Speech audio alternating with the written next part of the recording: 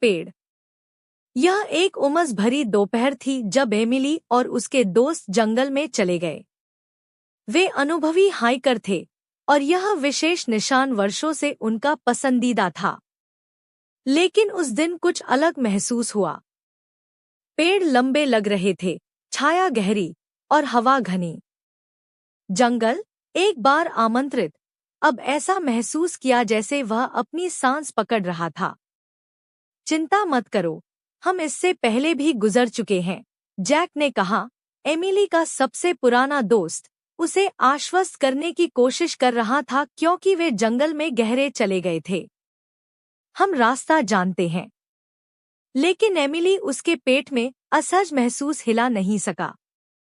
उसने कहानियां सुनी थी, जंगल के रहस्यों के बारे में, पास के गांव की पुरानी लोक कथाएं, उन लोगों के बारे में जो बहुत दूर चले गए और कभी वापस नहीं लौटे।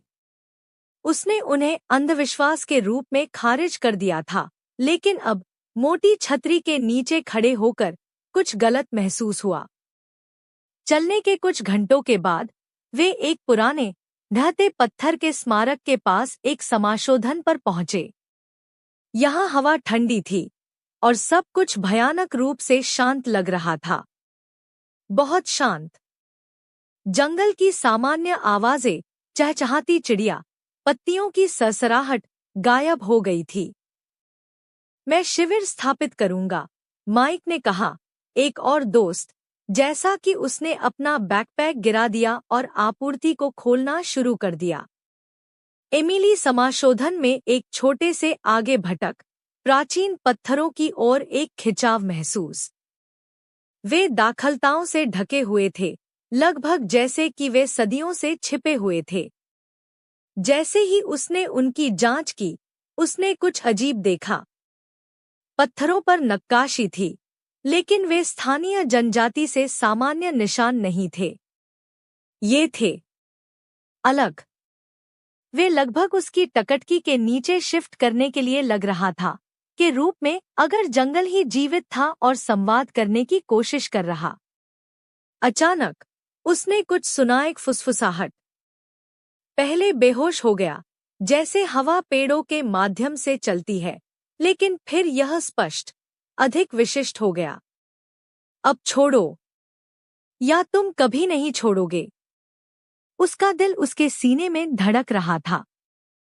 वह यह देखने के लिए चारों ओर घूमती थी कि क्या किसी और ने इसे सुना है, लेकिन अन्य अभी भी अपने शिविर में व्यस्त थे।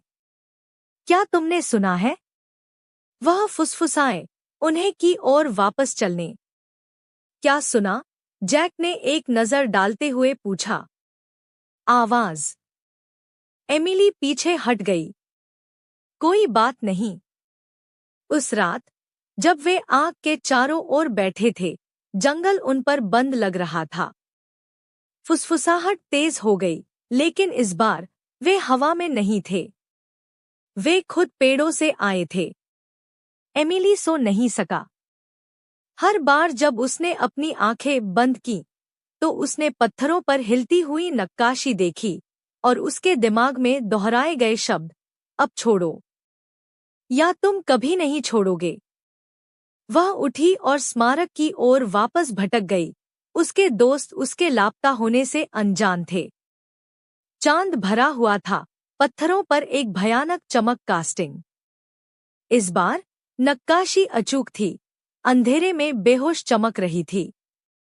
उन्होंने उसे इशारा किया। एमिली, करीब आओ। उसके बेहतर निर्णय के खिलाफ वह आगे कदम रखा।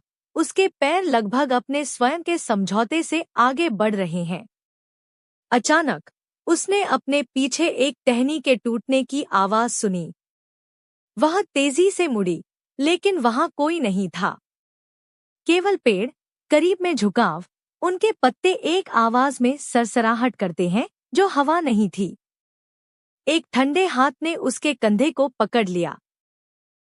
एमिली, जैक की आवाज भयानक शांति के माध्य